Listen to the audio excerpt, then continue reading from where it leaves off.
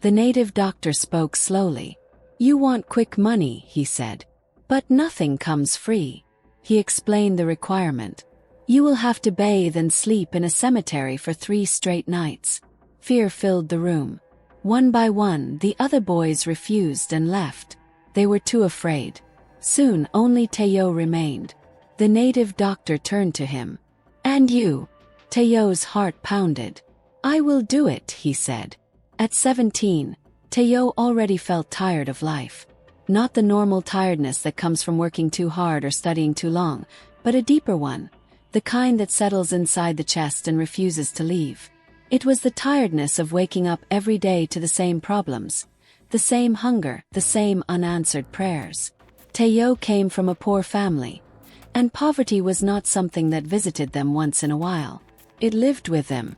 It slept in their house. It ate with them, followed them everywhere. They lived on the outskirts of town, in a small, unfinished building that had never truly been a home. The walls were rough blocks, never plastered. When rain fell, water found its way inside through the roof and the cracks in the walls. At night, the cold crept in easily, and mosquitoes ruled freely. Electricity was a stranger. Sometimes it came for 1 hour, sometimes for 2 days, sometimes not at all. When it didn't come, they used a small lantern that smoked badly and made their eyes water. Teo shared the single small room with his younger brother and sister. They slept on thin mats spread across the floor. When one person turned, everyone felt it. His father used to be the pride of the family. Years ago, people respected him. He was a skilled mechanic who could fix engines others couldn't understand. Men brought their cars from far places just for him to touch them. But sickness slowly took that away. Started quietly. First, his father became tired easily. Then he began to complain of pain. Soon, days passed when he couldn't leave his bed. Hospital visits followed, then bills. The little savings they had disappeared like water poured into sand. Now, his father mostly stayed indoors, coughing softly, staring at the ceiling, ashamed that he could no longer provide. Teo's mother carried the weight of the family on her back. She sold food by the roadside, rice, beans, sometimes pap. She woke up before the sun and returned home after it had gone down. Her feet were always swollen. Her hands were rough. Her eyes held a tired sadness she tried to hide. No matter how hard she worked, the money never stayed. School fees waited. Rent waited. Hunger waited. And Teo watched everything. He watched his mother count money again and again, hoping it would somehow increase. He watched his father turn his face to the wall when bills were mentioned. He watched his siblings ask questions he couldn't answer. "Brother, when will we eat meat again? Why can't I go to school like my friends?" Those questions hurt more than hunger. Teo had dropped out of school the year before. Not because he wasn't smart, he was, but because the money simply wasn't there. He promised himself it was temporary. But deep inside, he feared it wasn't. Every day he went out to look for work. He carried loads at the market when he could find someone willing to pay him. He washed cars. He ran errands. Some days he came back with something. Many days he returned with nothing. And every day he saw it. Other boys were succeeding. Boys he grew up with suddenly had money. Real money. They wore new clothes. They carried expensive phones. They moved with confidence. Some drove cars that looked like they belonged to men twice their age. At parties, they sprayed money and laughed loudly. Girls followed them. People respected them. When asked what they did, they smiled and avoided the question. But everyone knew. Oh, internet fraud. First, Teo hated it. He told himself it was wrong, that it was stealing, that God would punish it. He remembered sermons from church, warnings from elders. But hunger is stubborn. Poverty is louder than morality when you are the one suffering. One afternoon, after a long day of rejection, Teo sat behind a closed shop, his back against the wall, his head buried in his hands. His stomach was empty. His body ached. His spirit felt crushed. That was when someone called his name. Teo. He looked up slowly. It was Kola. They had been classmates years ago before life separated them. Kola looked different now. Clean haircut, neat clothes, a gold chain resting on his chest. He looked confident, comfortable. "Tayo, na you be this," Kola said, smiling in disbelief. They talked. First it was small talk. Then it became deeper. Tayo found himself talking more than he intended. About his family, about the struggle, about how nothing seemed to work no matter how hard they tried. "I'm tired," Tayo admitted quietly. "Everybody around us is moving forward. We are not." Kola listened carefully. "I understand," he said slowly. "I was there once." Tayo looked at him. "And now?" he asked. Kola smiled faintly. "Now things are different." Tayo didn't need explanation. The difference was obvious. "How?" Tayo asked. Kola hesitated, then spoke. "Yahoo!" Tayo stood up immediately. "No, I can't do that." Kola laughed softly. "That's what I said too." They walked together, and Kola spoke calmly without pressure. He didn't glorify it too much. He simply explained how people escaped poverty through it. That night, Tayo couldn't sleep. He listened to his father coughing. He listened to his mother sigh in her sleep. He listened to the rain dripping through the roof. By morning, he had made up his mind. "I'll learn," he told Kola. First it was frustrating. Long nights staring at a screen. Fake profiles. Messages that went nowhere. Promises that disappeared. Sometimes he thought money would come, but it didn't. Weeks passed. Tayo grew angry. "I thought this thing pays fast," he complained one evening. Kola was quiet. "If you really want fast money," he said slowly, "there is another way." Tayo looked at him. "What way?" "There's someone," Kola said. "A man who helps people like us. He speeds things up." Tayo felt uneasy. "How?" "You'll have to come with me," Kola replied. "And you must be ready." Tayo thought of his family. "I'm ready." They traveled early the next morning, leaving the noise of the city behind. The village they entered felt strange. Quiet, heavy, surrounded by thick trees. The air itself felt different. They stopped at an old compound. Inside waited the native doctor. The room smelled of herbs and smoke. Charms hung from the walls. Other young men were already there. Desperate, hopeful, silent. The native doctor spoke slowly. "You want quick money," he said. "But nothing comes free." He explained the requirement. "You will have to bathe and sleep in a cemetery for 3 straight nights." Fear filled the room. One by one, the other boys refused and left. They were too afraid. Soon, only Tayo remained. The native doctor turned to him. "And you?" Tayo's heart pounded. "I will do it," he said. That night, standing at the edge of the cemetery, cold water running down his body, fear wrapped around him tightly. But he stayed, because poverty had already taken too much.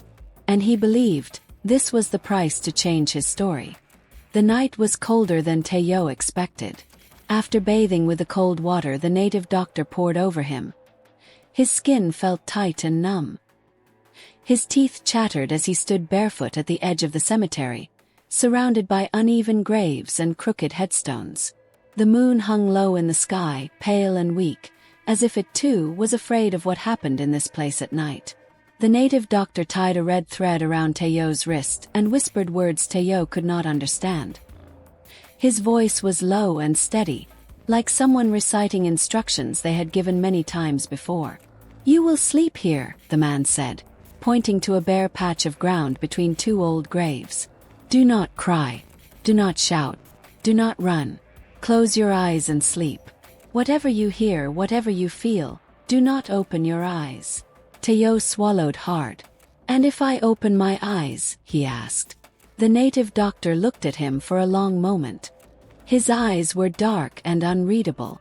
"Then you will see what you are not supposed to see," he replied. "And once you see it, it cannot be unseen." Fear climbed up Tayo's spine. Before he could ask anything else, the native doctor turned and walked away, disappearing into the darkness with his lantern. The sound of his footsteps faded, leaving Teo alone. Completely alone. At first, Teo stood still, frozen, listening to his own breathing. The cemetery was quiet, but not the peaceful kind of quiet. It was heavy, as if the air itself was watching him. He slowly lowered himself to the ground, spreading a thin cloth beneath him as instructed. The earth was cold and damp. The smell of soil filled his nose. "Just sleep," he whispered to himself. "Just sleep." But sleep did not come. Minutes passed, then hours. Sounds began to rise from the darkness. At first, it was small things: the rustling of leaves, the cry of an owl, the distant barking of dogs. Teo tried to tell himself it was normal. Cemeteries were open spaces. Animals passed through them. Then he heard footsteps. Low, careful. Crunch, crunch.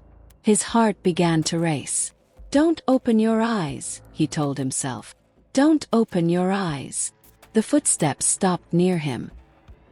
He felt a cold breeze brush against his face. Even though there was no wind, his body stiffened. His hands trembled at his sides. Then came whispers. Low voices speaking in a language he did not understand. They seemed to come from everywhere at once. Behind him, above him, beside him. Teo squeezed his eyes shut tighter. "I can do this," he whispered through shaking lips. "I must do this." At some point, exhaustion pulled him into a light sleep. It was not peaceful. His dreams were filled with strange images. Faces without eyes, hands reaching from the ground, shadows moving on their own. When morning finally came, he woke up soaked in sweat. The native doctor returned just as the sun began to rise. He looked at Teo carefully, as if searching his face for something. "You stayed," he said simply. Teo nodded weakly. "Good," the man said. 2 more nights. Teo wanted to cry. He wanted to beg.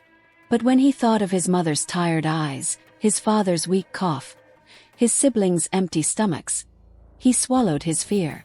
That night was worse. The bathing, the cold, the same instructions. This time the sounds were louder.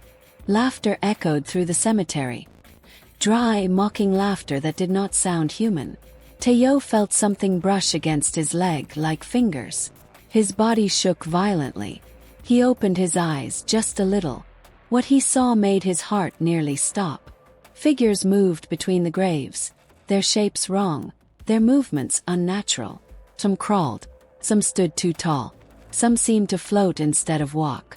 Teo screamed and shut his eyes instantly, pressing his face into the ground. "I'm sorry. I'm sorry," he cried. The laughter grew louder, then slowly faded. By the time morning came, Teo was shaking uncontrollably. The native doctor arrived and placed his hand on Teo's head, muttering words that made the noise in his mind quiet down. "1 more night," the man said, "and your suffering will end." The 3rd night broke something inside Teo. He did not sleep at all. The whispers became voices calling his name. The ground felt like it was breathing beneath him. At one point, he felt hands grab his shoulders, holding him down. He cried silently until his throat burned. When morning came, he could barely stand. The native doctor smiled. "It is done," he said. "You will see the change soon. But remember, every 3 months you come back to me. Never forget." Teo nodded, too weak to speak. Within weeks, everything changed. Messages that once led nowhere now ended with payments. Small amounts at first. Then bigger ones. Then huge ones. Money began to enter Teo's account like a river. He moved his family out of the unfinished house. He paid hospital bills. His father received better treatment and began to recover. His siblings returned to school. Teo bought clothes he never imagined owning. Phones, car. He moved into a fine apartment. People respected him. Girls followed him. The hunger disappeared. The shame disappeared. He felt powerful. Months passed. Parties replaced prayers. Alcohol replaced caution. Women replaced sleep. And slowly Teo forgot. He forgot the cemetery, that he forgot the fear, he forgot the warning. Then things began to change again. Clients stopped replying. Payments delayed. Deals failed. Small losses became big ones. And at night, when Tayo lay in his expensive bed, the whispers returned, calling his name, laughing, reminding him. And suddenly, money no longer felt like a blessing, felt like a chain. At first, Tayo tried to ignore the signs. Everyone had bad days. Everyone had dry periods. That was what he told himself each time a deal failed or a client suddenly disappeared. He blamed network problems. He blamed bad luck. He blamed people. But deep inside he knew something was wrong. The whispers did not come every night at first. They came softly, like a memory trying to return. A faint calling of his name when he was half asleep. A light tapping sound on the wall when there was nothing there. A strange coldness in the room even when the air conditioner was off. Tayo would sit up in bed, his heart racing, sweat soaking his expensive sheets. It's just stress, he told himself. Too much partying. Too much thinking. So he drank more. He went out more. He surrounded himself with noise so he wouldn't hear the silence. But silence always waited. One night, after returning from a club, Tayo collapsed on his bed without removing his shoes. The room was dark except for the faint glow from the streetlight outside. As he closed his eyes, exhaustion finally pulled him down. Then he heard it clearly. Tayo. He sat up instantly. The voice was close. Too close. Who is there? He shouted. No answer. Then laughter followed, low, dry, familiar. His chest tightened. His hands shook. He grabbed his phone and turned on the flashlight, scanning the room. Nothing had changed. Everything was normal. But the fear stayed. From that night on, sleep became his enemy. Every time he closed his eyes, he saw the cemetery, the crooked graves, the figures moving in the dark. He heard the instructions again. Do not open your eyes. But now, even with his eyes open, the images came. During the day, things got worse. Money that once flowed freely now came in small drops, then stopped entirely. Counts were blocked. Deals failed at the last minute. People he trusted disappeared. Within months, Tayo's lifestyle began to crack. He sold one car. Then another. The parties stopped.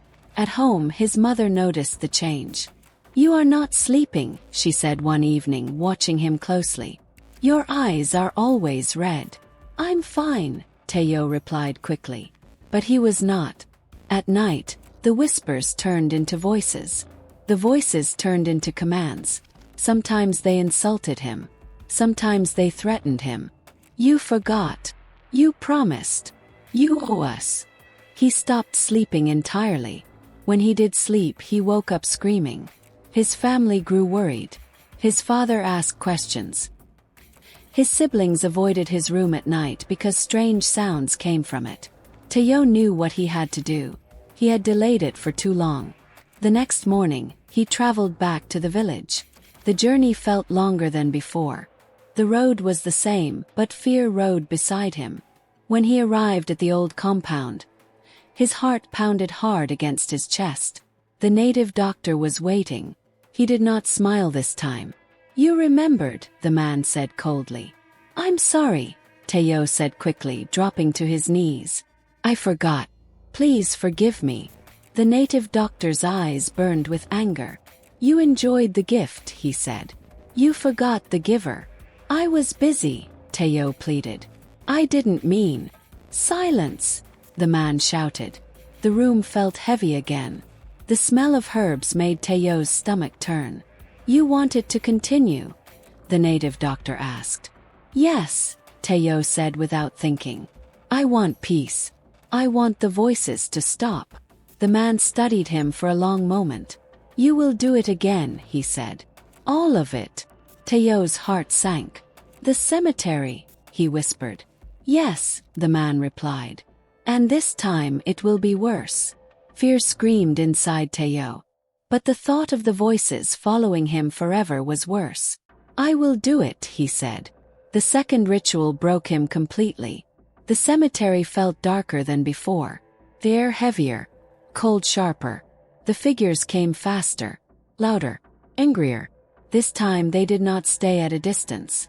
They came close. Hands grabbed him, voices screamed into his ears. His body shook violently. He lost track of time. By the third night, Tayo was no longer sure if he was awake or dreaming. His mind felt split open. Fear followed him even into daylight. When it finally ended, he returned to the city. But he was not the same. The money came back, but the voices stayed. Now they came even during the day. He saw shadows move when no one was there. He heard his name whispered in crowded places. He became afraid of sleeping, afraid of being alone, afraid of the dark. He had money again, but no peace. One night, as he sat alone in his apartment, shaking, he remembered something he had not thought about in a long time. Church, prayer. But first the idea felt strange, almost foolish. But desperation has a way of opening doors pride once closed. The next morning, Tayo walked into a small church near his house. It was quiet, simple, peaceful. The pastor noticed him immediately. "You look troubled," the man said gently. Tayo broke down. He cried like a child. He confessed everything: the fraud, the rituals, the cemetery, the voices, the fear. Words poured out of him like poison leaving a wound. The pastor listened without interrupting.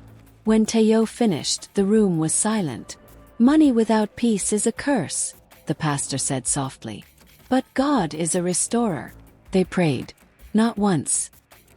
Not twice. Many times. Tayo cried. He shook.